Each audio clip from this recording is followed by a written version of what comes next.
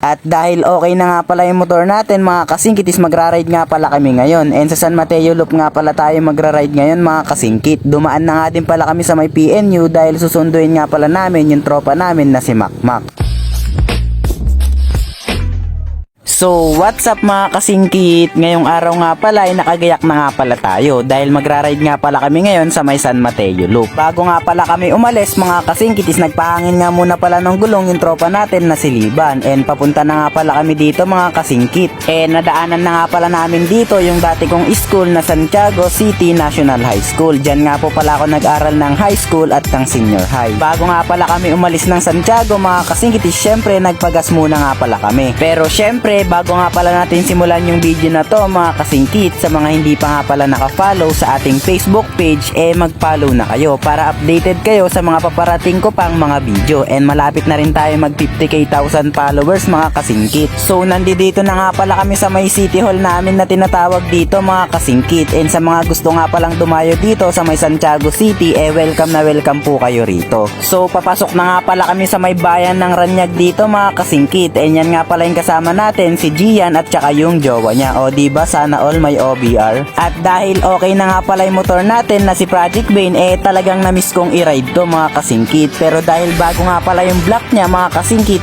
i-break in muna natin siya. Bawal muna nating bakbakin. And yung takbuhan nga pala namin dito mga kasingkit is nag-range nga lang pala siya sa may 50 to 60. Minsan nagsi-70 rin pagka maganda-ganda yung daan. And dito mga kasingkit is napakasarap nga talagang pagmasdan ng tanawin dito. Ilang minuto nga lang pala ang nakalipas mga kasingkitis, nandito na nga pala tayo sa may papasok sa may Magat. And after nga pala nun mga kasingkitis, nandito na nga pala tayo sa may San Mateo. So shoutout na nga din pala sa mga taga San Mateo dyan. At dahil yung ride nga pala natin mga kasingkitis San Mateo Loop nga, manggagaling nga pala tayo sa may Santiago papunta sa may San Mateo, and then maglulup tayo hanggang makarating sa may Alicia, and then uuwi na rin tayo diretso sa may Santiago. So yun po yung tinatawag na San Mateo Loop. And kaya nga din pala namin naisipan na mag-ride mga kasingkitis dahil pupunta nga talaga kami sa may Alicia dahil susunduin nga pala namin yung tropa namin na si Makmak. So habang binabaybay nga pala natin to napakahabang daan dito mga kasingkitis, mag-shoutout muna tayo ng mga solid supporters natin dyan. Shoutout nga pala kay Jersan Manongdo from Alicia. Shoutout nga din pala kay Idol Brixon B. Vargas. Shoutout nga din pala kay Idol Franz Regis Bereber from Capiz. Shoutout nga din pala kay Idol Jericho L. La Forteza from Rizal, Santiago City. Shoutout nga din pala kay Idol Jan Andre Miranda from Santiago, Santa Ana, Pampanga. Maraming salamat nga po pala sa walang sawang suporta nyo mga kasingkit.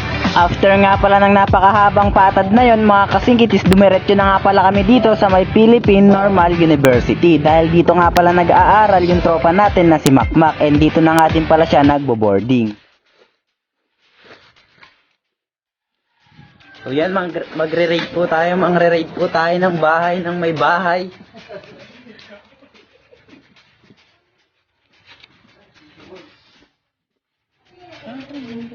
So,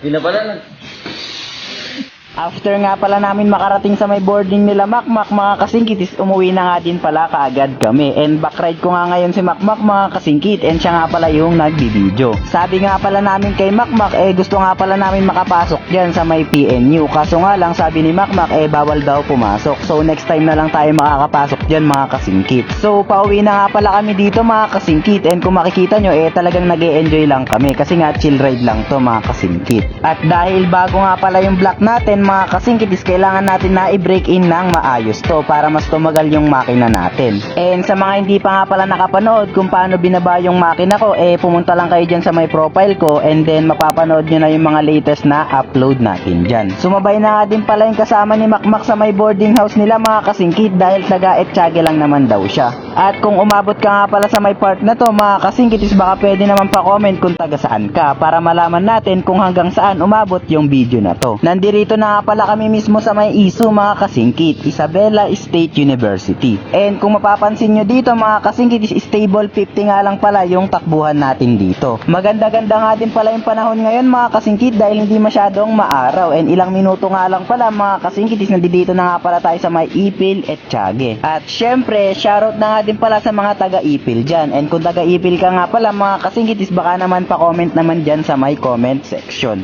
At dahil nagugutom na nga pala kami sa may part part na to mga kasingkit is umistop muna nga pala kami dito sa may bandang Divisoria para magmerienda. And sa part na to mga kasingkit, kung mapapansin nyo nagsa 75 nga pala yung takbuhan natin dito sa kadahilanan nakagandahan din ng daan. At talagang ibang iba nga talaga kapag kakargado yung motor mo. And yung motor nga pala natin mga kasingkit is kargado nga pala yan na 183cc. And yung set nga pala natin ngayon sa may motor natin mga kasingkit is talagang pang touring set na nga talaga siya. After nga pala ng ilang minuto mga kasingkit is nandito na nga pala tayo sa may Santiago. And i-comment nyo na lang dyan sa may comment section kung saan nyo gustong sumunod na pumunta kami. So hanggang dito na nga lang pala yung video na to mga kasingkit. Salamat sa panonood.